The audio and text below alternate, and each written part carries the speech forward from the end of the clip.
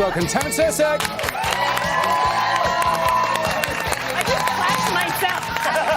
I was like, yay, for myself. Yeah, that was weird. You're totally worth it. So is a murderous cheerleader the role that you were born to play? I wrote it for myself. I was like, how can I go back and learn how to kick? So there's a picture of me kicking my leg up really high, but that was all adrenaline. Like, I don't know how to be a cheerleader, nor do I ever want to.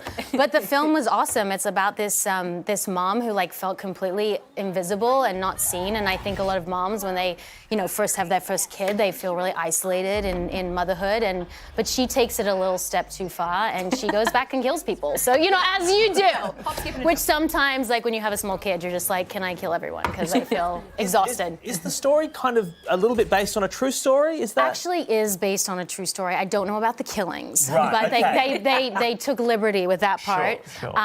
But yeah, it's based on a true story. A woman went back to her kid's school and took over her kid's identity and became a cheerleader. But it's a little much. Like, I don't think I'm that bad, Well, you've been over in the States, working, living for what, 15, 16 years or something now? That's what my accent's all over the place. Yes. People get very upset about it, by the way. Really? It's all over the place. Is It's it a just little Australians that get upset about it? Just Australians. Yeah. I'm like, not the world, just Australians. Just you guys. Does just the us. fam Yeah. get stuck into you when you come back? Is your family like, They what are you do. doing talking like that? I know, and it's just because, to be honest, I was working on a show called Young and the Restless, and I was really young. I was 20 years old, 21, and I was taking over a character who was very American, and they almost fired me because my Australian accent kept coming in and out. Yeah. And my boyfriend, who's now my husband, said, just speak in an American accent from now on, like be like, Russell Crowe or whatever, like just be method. So I was like, for Young and the Restless, I will be method.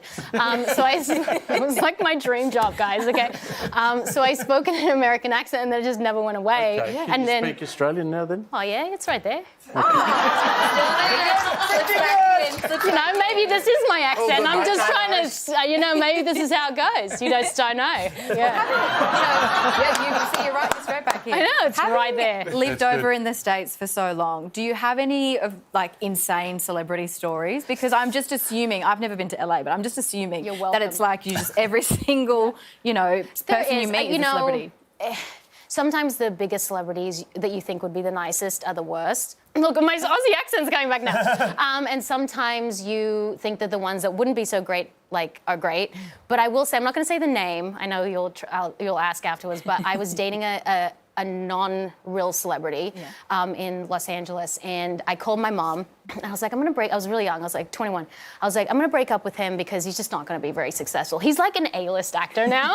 Really? He's like A-list. And I was just like, that was a bad decision. Who is it? I'm sorry, husband, I love you so much. And our kids that are watching, I love you. But I could be living in a $30 million mansion right now. So, Who is it? Woulda, coulda, shoulda. Leo would have dumped you when you turned 27 anyway. Your podcast. 25, Sorry, actually. 25. Okay. I'm so sorry. I'm going to say, I want to talk about the podcast because it has been such an incredible smash hit for you. How do you get your guests to be so candid? I do this. You just charm them. No, it's not that. I think that our show, sometimes podcasts, our show is an hour to an hour and a half. Yeah. And I think sometimes when you give up a bit of information, people give up a bit of information. So for us, it's very honest and vulnerable. And I think when you're sharing the tales of your struggles and your secrets and the things that keep you up at night and the things that make you feel like a failure and that you don't feel great in motherhood and sometimes you don't feel great in your own body and you've got your own issues, I think people go, you know what? I feel seen in that and I want to also share my story. And I hope that even if it gets to one person that helps them, then we've done our job. And it was just about talking about things that people don't talk about, but you do with your friends and family, but you just don't, the world doesn't talk about it, and then you feel really isolated in your own struggles. So You obviously love interviewing people, do you? Yeah. I hate it. I hate doing this. I'm just kidding. No, I like figuring out what makes people tick. Yeah. I'm the person in the Uber who asks,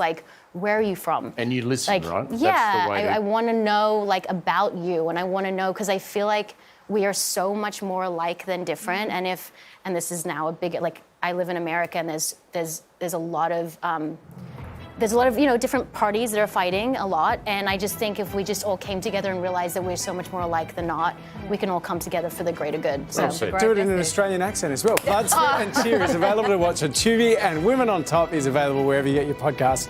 Would you please thank Tammin? Thank you.